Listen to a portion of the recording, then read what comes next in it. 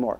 And when I started to differentiate, when I started to individuate from my family of origin and all their goofiness, they got mad because I wouldn't play the game anymore. I started to unhook. And when Dad called up and complained about Mom, I'd call Mom and tell him exactly what he had said. And Dad doesn't tell me any more secrets.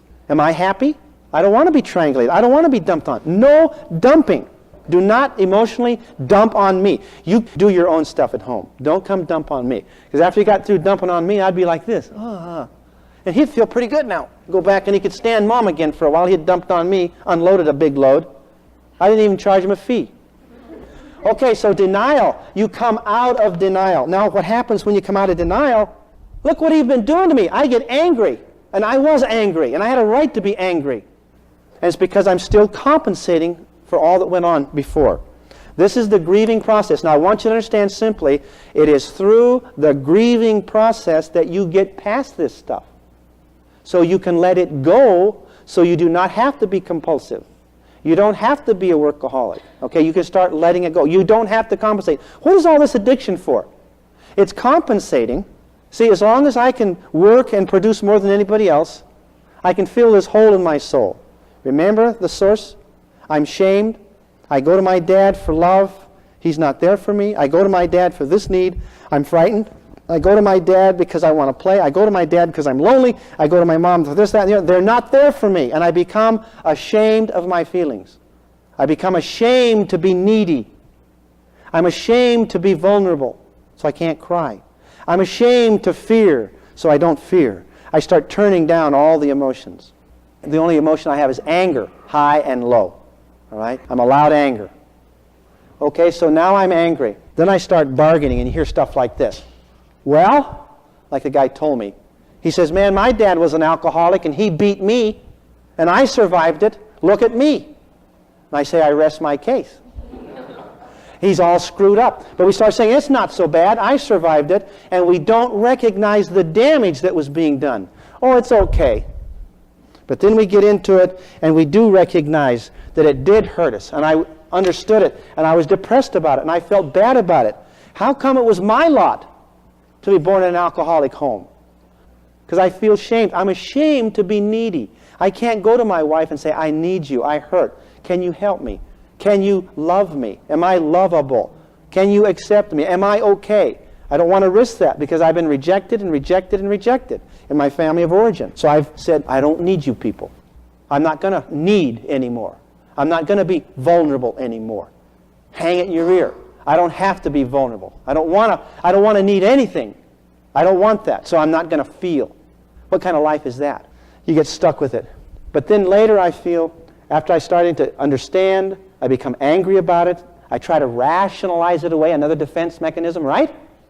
And then I get depressed. I feel real bad about my family. And why did this have to happen? Why couldn't I have a good life? Why couldn't I come from a normal home? Heck, at that time I didn't know normal was goofy. We are producing in America dysfunctional people. We're producing in America dysfunctional families because we're passing on this stuff and these values. Okay, and finally, I got to a point where I could accept it. Now, when I got to a point I could accept it, I unhooked. I got through my anger with Dad. And do you want to know what it was for me? When I realized that it wasn't my father's fault, that he was not malicious. He really wasn't malicious.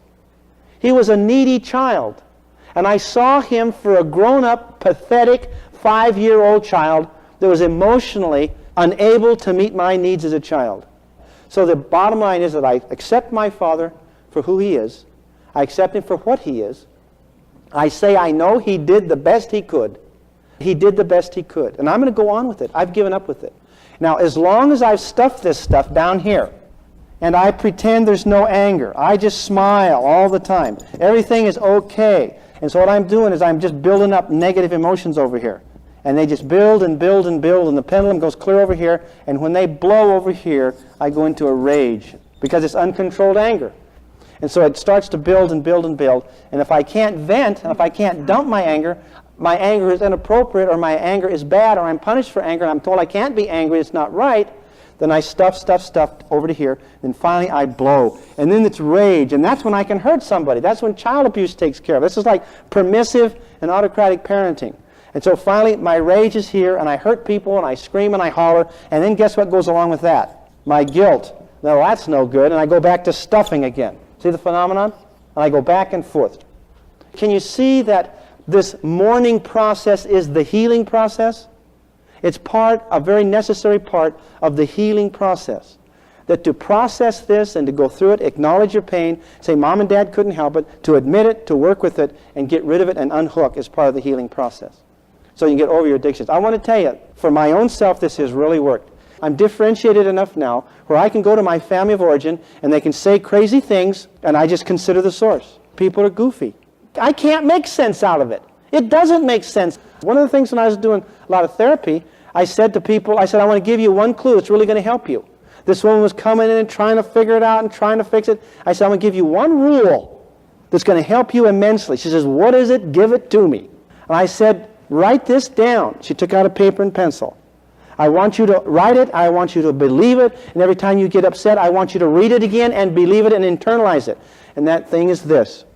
People are crazy. Stop trying to make sense out of what they're doing. It doesn't make sense. And let it go. Let go. Well, why does my grandmother... never mind. Your grandmother does a thing. Well, why did she do it? Never mind. Let it go. Trying to figure it out, trying to intellectualize it, trying to solve the problem. It won't work. It doesn't work.